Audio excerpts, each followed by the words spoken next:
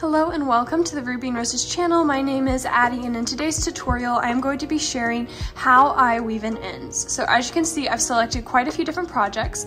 I have my traveler's blanket right here, which is a pattern that I designed, which will be released very soon and linked down below if you would like to look further into this pattern. I've also selected my Cozy Memories blanket to show you how I weave in ends on simple garter stitch, whereas this one is a textured stitch. Over here, I'm also going to be sharing how I weave in my ends on a crochet piece. As you can see, I've pulled my Battenburg blanket out to share. So just a lot of different types of techniques, and yeah, all of these are weaving in stitches. If you are a experienced knitter and would like to see someone else's take on how they finish a project, I hope this video will be helpful. Or if you're a beginner and would like to figure out what seems to be a really daunting task, because I know that this can be, yeah, like I said, a little bit daunting if you've never done it before. So let's get started. I am first going to be starting with my Cozy Memories blanket because I think that figuring out how to do it on simple garter stitch is key before we move on to other pieces. So as you can see, I flipped it over onto the back side, and I'm going to start by having my tapestry needle threaded. So as you can see, I have two ends right here, so I'm going to go ahead and thread one through my needle. So I tend to just fold that in half and bring it up to a point, and then I thread my needle. Okay, so here we go. So I will be threading it through this garter ridge. So as you can see, this is the wrong side of the knitwear, however, all of the stitches are vertical. So I'm going to be going just straight down through all of these bumps. This one is the easiest to start with because you can really see where my needle is. I'll show you like a close-up look. So as you can see, this is where all of the bumps are, and I have a total of about, I like anywhere from 8 to 10 stitches just to really lock it in there, and then I will go ahead and pull that through. And then I will do the stitch set that is directly next to it. So as you can see, there are these little bumps right in through here. But if I was to use these, I find it to be a little bit harder to hide on the front side of the work. You would be able to kind of see your yarn going through there if you used that bump. So I tend to avoid it unless I'm doing it on the last one. So I will show you that in a second. So I will go up through these. So here we have that right there. And then I will go ahead and pull this through. So now I have a total of 2. And then again, going up to the top and through these stitches, again, pull it through. Now I have a total of 3. So now I like to do it a total of 4 times. So I will sort of go in through just 3 stitches on that side that I said it's almost the U shape that's upside down, is how I like to describe it. And I will just go into 3 of those stitches like so, just to kind of lock it in there. And then I will pull that through. And then I pull out my needle. I have a total of 4 times through the needle. And on the front side, it is invisible. So that is how I like to weave in ends if I'm using a garter stitch piece. Now you might say, how would I weave in ends like along this line? Because as you can see, the stitches are going opposite directions. So as this is horizontal and the one we just did was vertical. So I'm going to be sharing how I would do a horizontal end as well. You can see I've already threaded my needle, and I'm going to start by going along this edge right here. So I will turn my work, and what I like to do is I will just anchor it through one of the stitches on the top, just to kind of have that locked in a bit there. This ridge of stitches is what I'm going to be picking up. So here are all of my stitches, and I'm going to be picking up the right leg of each one of them. Okay, so I've started doing a few.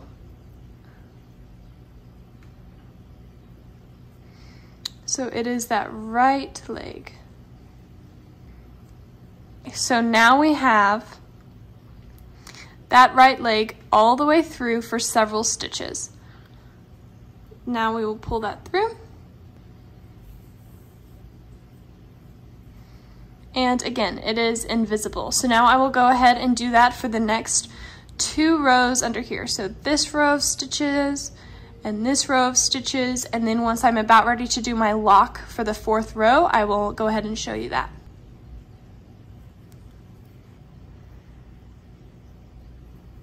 The 2nd row is done, and pull that through. And I like to alternate the different types of the different legs that I'm picking up. So for instance, this was the right leg, and then this is going to be the left leg.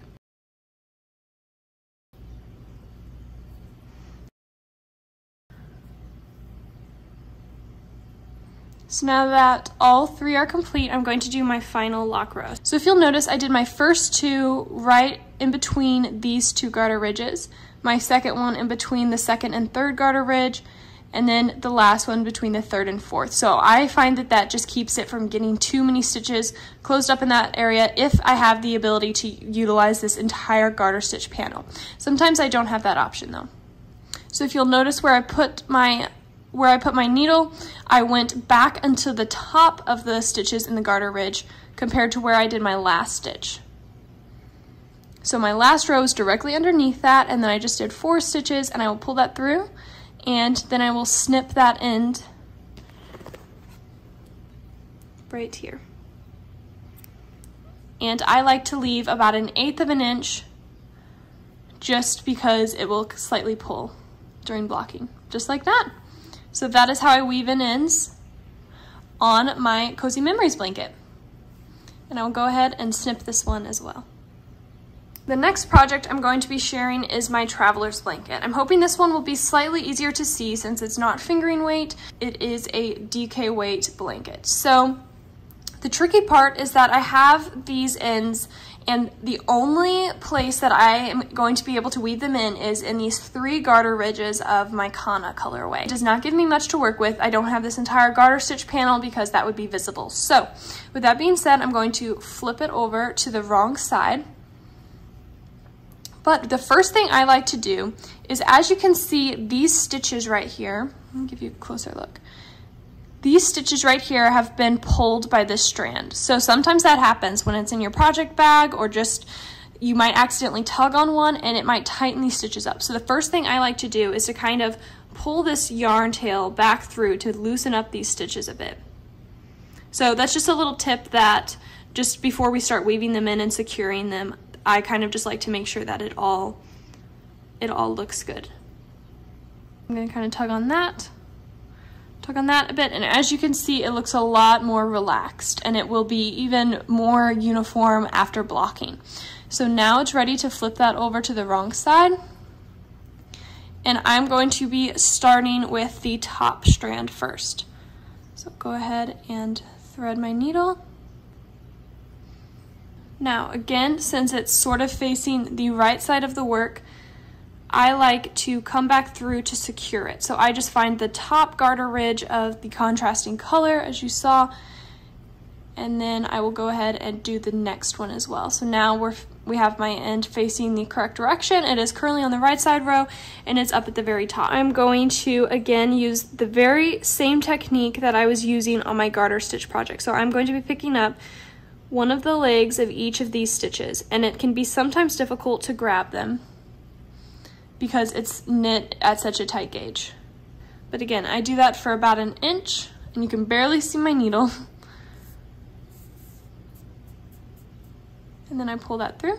Now, an important thing to note when doing something that only has a few garter ridges is I divide this entire chunk up into 2 parts. So I will stop with one color during the halfway point so that the other end can be woven in throughout that half point.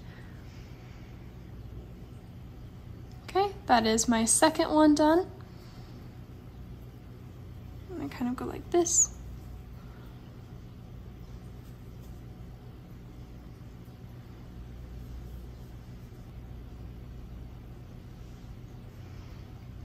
And then when we get to where the textured stitch is, as you can see, I'm missing a garter ridge right there. So instead, I grab the leg of both of those stitches, and doing that, it sort of locks that in even more. And I also like to go 2 extra stitches further than I did on my first 2. So as you can see, we're getting in, this was where I stopped the last time, and this is where I currently am at. And I pull that through, so then that way when I'm doing my 4th lock through, I will be able to have new stitches.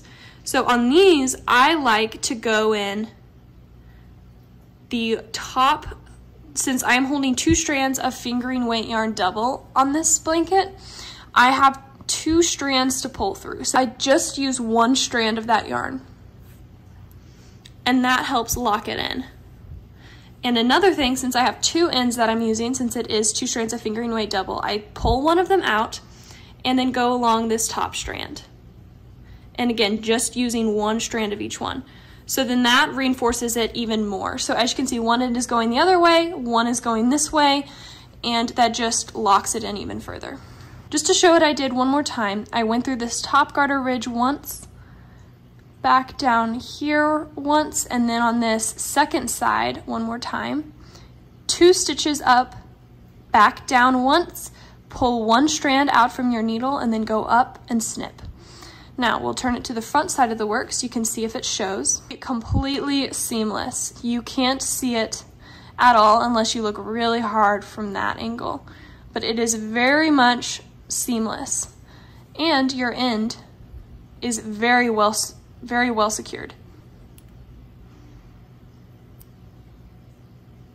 And you'll snip those ends, and voila! Now we are going to be using this end in the same section.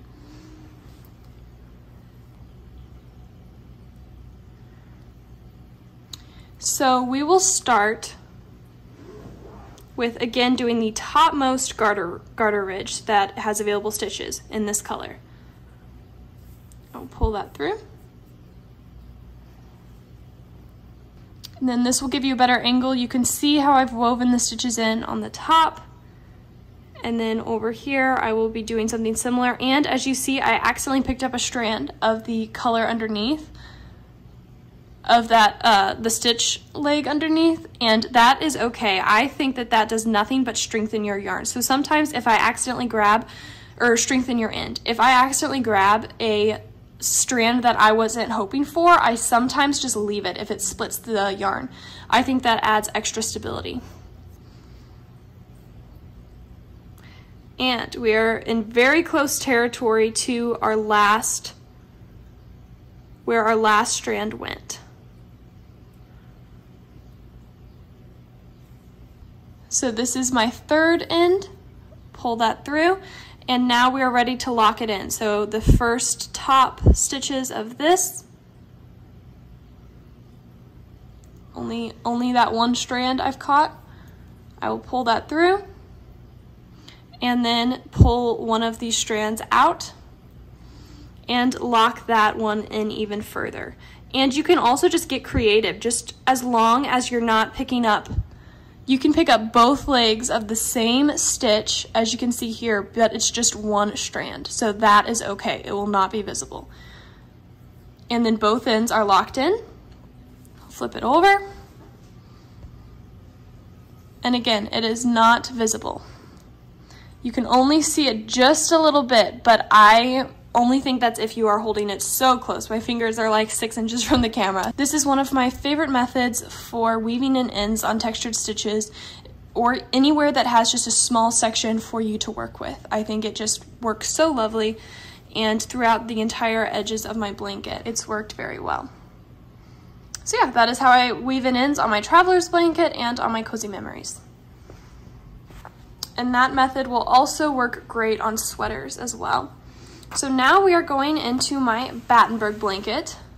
So this is the wrong side of the piece, and then as you can see, there's a few ends that I saved for this tutorial. The cool thing about weaving into crochet that you don't get the privilege of doing with knitting is the fact that all of these ridges offer so many more places for you to insert your needle. So for instance, I seamed it with this double crochet, and I tend to just utilize this ridge so much with this project.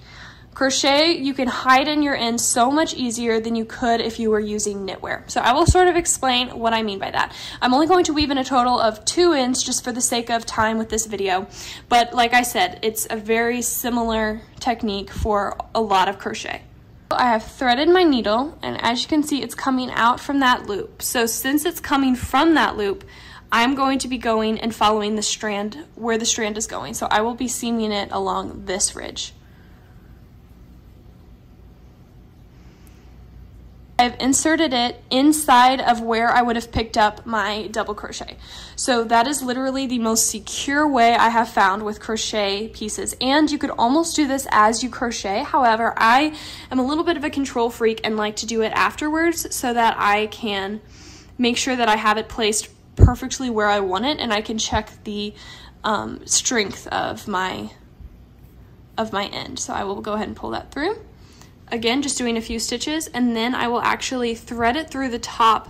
So this would be where you were going if you were to crochet another row. And that just sort of locks that in, because as you will see, I'm about to do the exact same motion in the exact same place, but on this side. So having that anchor right there really helps you utilize going back through this piece. So as you will see throughout all of these different projects, I am utilizing the technique of going back and forth in different directions. I'm a firm believer that different directions can only increase the unlikelihood of this ever coming undone, because it would have to unravel this way and then back down before it ever reaches the point of unraveling your work. So that's why I really love to go multiple directions. After I get to this place, since I like to do a total of 3 to 4 times, crochet I tend to do 3 just because this is extremely durable in having it secured. And in this square, there are these little bumps right there that are what I crocheted, like the connector. So right in through there, and I'm splitting that.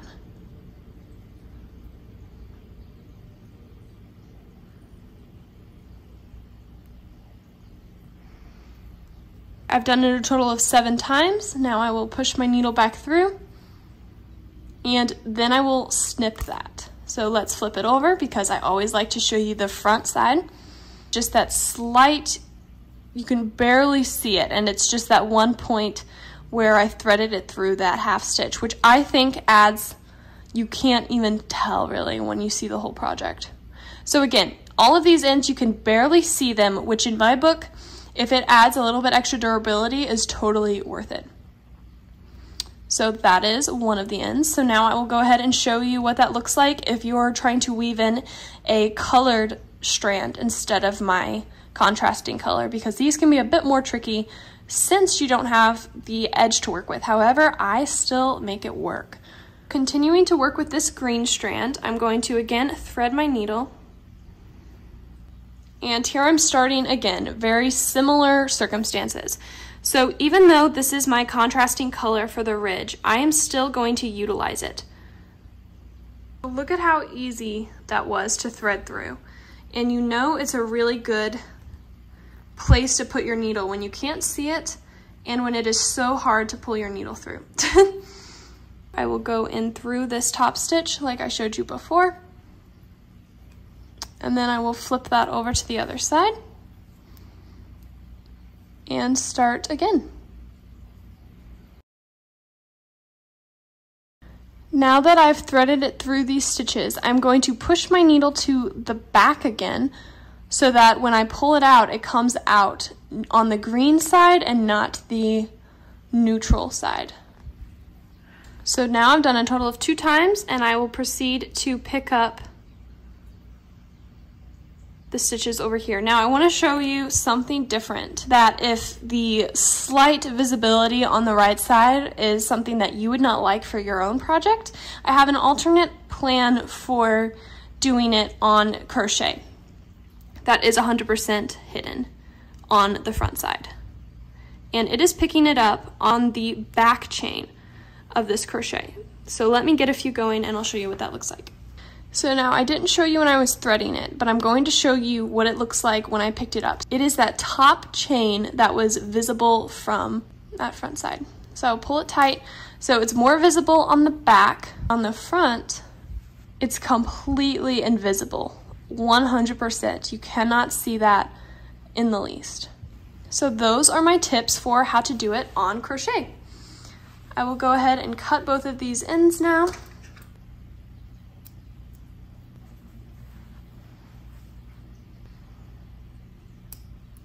Again, I like to leave about 1/8 of an inch just because it is going to pull through slightly, just with wear. And that is how I weave in my crochet ends. And you might wonder, where's the end that you started with in the center of the mini? I crochet that one in. It's just wherever I find placing my hook in for that round. And I find that to be very secure.